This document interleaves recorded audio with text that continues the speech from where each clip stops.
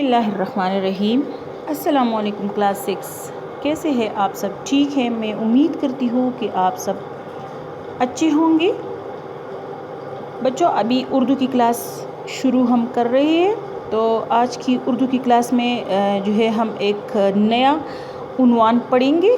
तो आप सब से गुजारिश है कि सफ़ा नंबर 53 जो है वो खोल दें। ये जो उन्वान है ये एक ख़ातून के बारे में है जिन्होंने तहरीक आज़ादी में एक नहायत अहम किरदार अदा किया। ये मोहम्मद अली और शौकत अली की वालदा है। इस उन्वान के अंदर आप अभी जो पढ़ेंगे तो आपको इसके बारे में सही सी मालूम हो जाएगा कि ये कौन थी। उन्वान का नाम है बी अम्मा। तो चलिए बच्चों, अभी हम अपनी पढ़ाई शुरू करते हैं। जिस तरीके से मैं पढ़ती हूँ दुरुस्त तलफ़्फ़ुज़ के साथ आप भी इसको पढ़ने की कोशिश कीजिए और मुश्किल अल्फाज को अंडरलाइन करते जाइए। तो चलिए बच्चों, शुरू करते हैं। सफ़ा नंबर 53 पे उन्वान है बी अम्मा।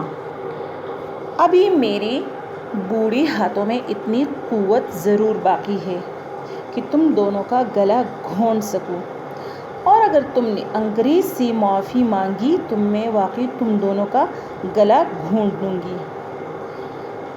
अभी मेरे बूढ़े हाथों में इतनी क़ुव्वत ज़रूर है। क़ुव्वत का मतलब है ताकत, कि तुम दोनों का गला घोंट सकूं, यानी तुम दोनों को कत्ल कर सकूं।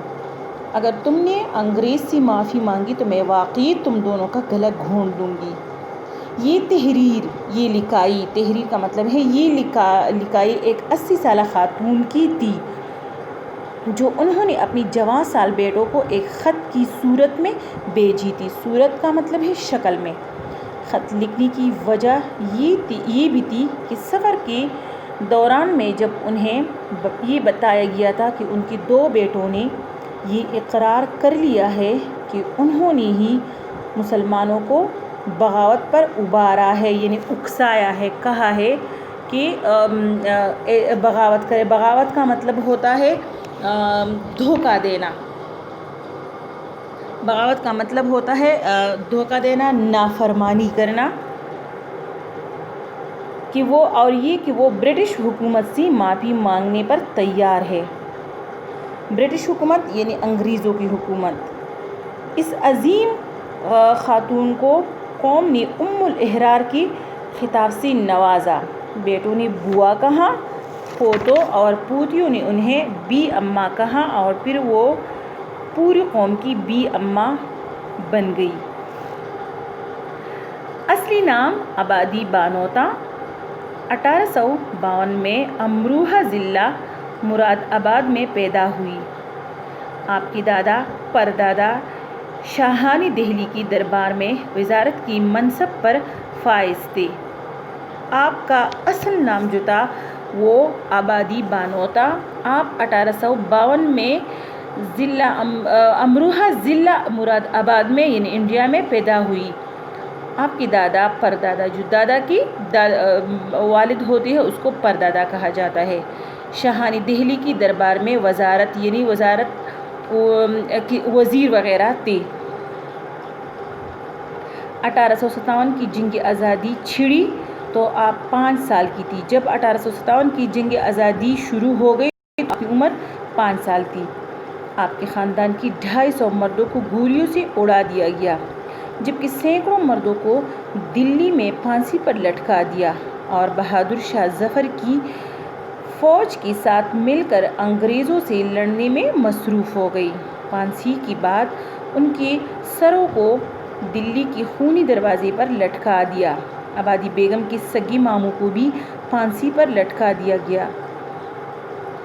खुशकिस्मती से आपके वालिद बच निकलने में कामयाब हो गए और वो अहल खाना के साथ रामपुर चले गए। इस बी अम्मा के बारे में जो है ये पूरी डिटेल इस पैराग्राफ में दी गई है कि आपके दादा परदादा शाहानी दिल्ली की दरबार में वज़ीर थे, और 1857 की जंग जब शुरू हो गई तो आपकी उम्र उस वक्त 5 साल थी।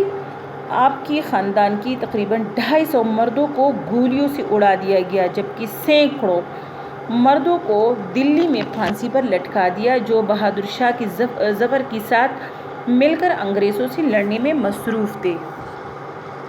پھانسی کے بعد ان کے سروں کو دلی کے خونی دروازے پر لٹکا دیا۔ آبادی بیگم کے سگے ماموں کو بھی پھانسی پر لٹکا دیا گیا۔ خوش قسمتی سے آپ کی والد صاحب جو ہے وہ بچ نکلنے میں کامیاب ہو گئے اور اپنے گھر والوں کے ساتھ رامپور چلے گئے۔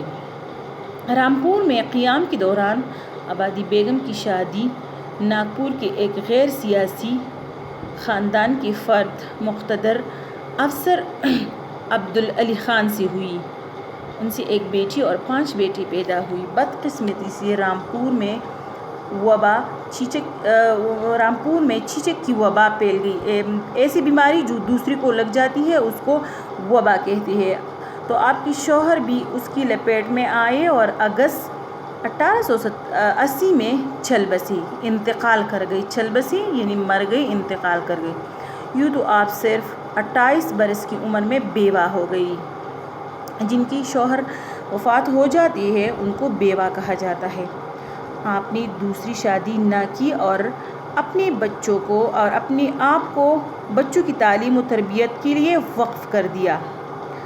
آپ کے بیٹوں میں سب سے چھوٹا محمد علی صرف 2 سال کا تھا۔ بچوں کو جدید تعلیم سے آراستہ کرنا آپ کا سب سے بڑا خواب تھا۔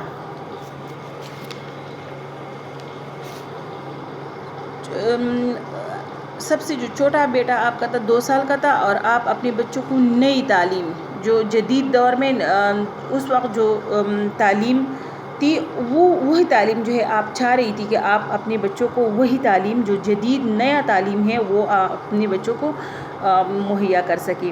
آپ کا سب سے بڑا خواب تھا۔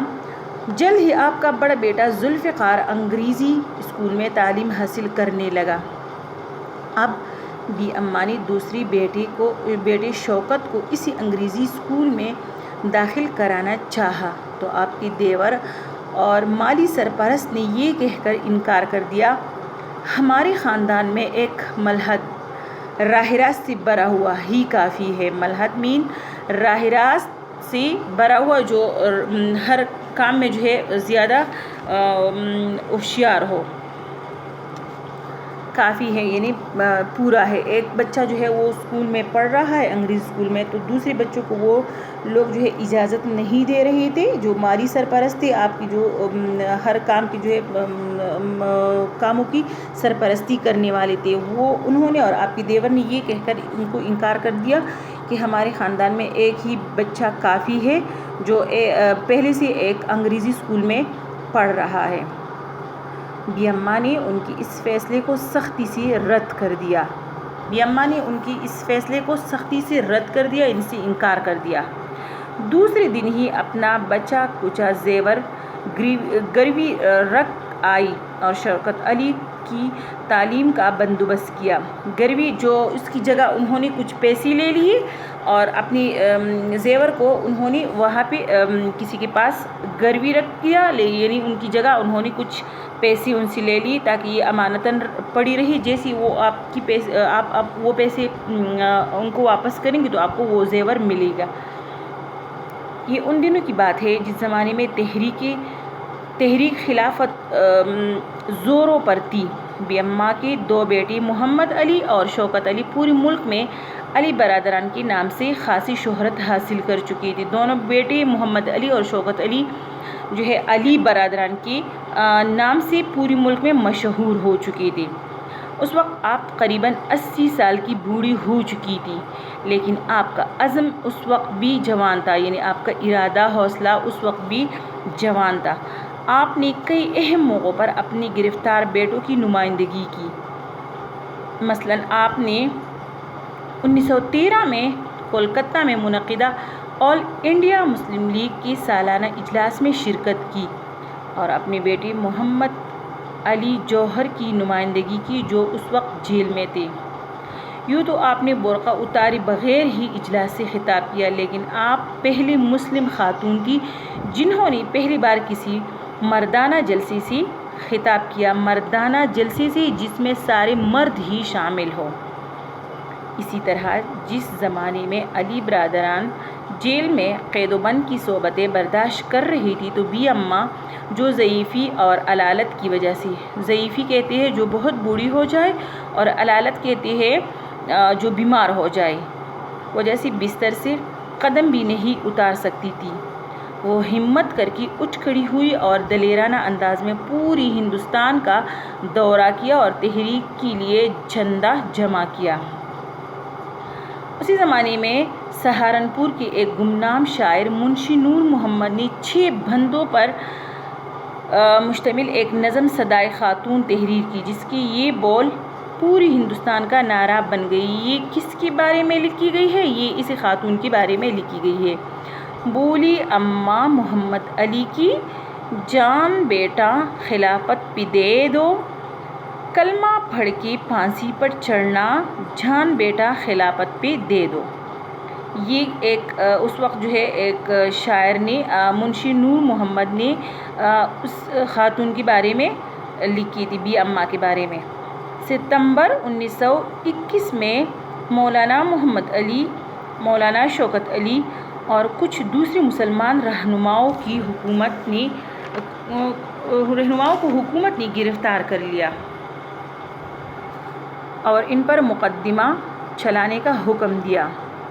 اس مقدمے کی سماعت کو کراچی کے خالق دینا ہال میں ہوئی۔ نومبر 1921 میں مولانا محمد علی جوہر اور ان کے ساتھیوں کو 2 سال قید بامشقت کی سزا کا حکم سنا دیا گیا۔ بی اماں کو لفظ آزادی سے کتنا لگاؤ تھا، اس کا اندازہ آپ کے اس خطاب سے کیا جا سکتا ہے جو آپ نے جامعہ ملیہ کے بھری جلسہ عام سے کیا تھا۔ آپ نے کہا آج میں اپنا برقع پھینک کر آپ لوگوں کے سامنے آ گئی ہوں، کیونکہ میری زندگی کا سب سے بڑا مقصد آزادی حاصل کرنا ہے۔ میں آزادی کا وہ منظر دیکھنا چاہتی ہوں جب لال قلعے سے یونین جیک اتر آئے اور اس کی جگہ مسلمانوں کا پرچم لہراتا نظر آئے، جسے برٹش راج نے اتار پھینکا تھا۔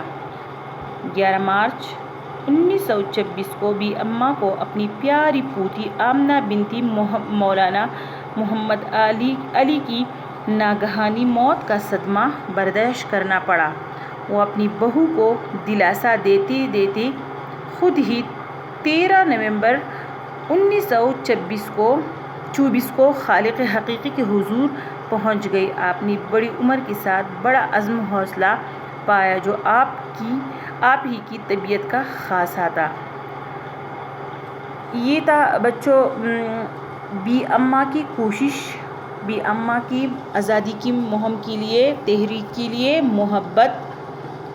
بی اماں کے بارے میں آپ لوگوں نے ابھی پڑھائی جو ہے وہ سنی، ایسی ہی آپ لوگ اپنے گھر میں اس عنوان کو بار بار پڑھیے اور درست تلفظ کے ساتھ اس کو پڑھنے کی کوشش کیجیے۔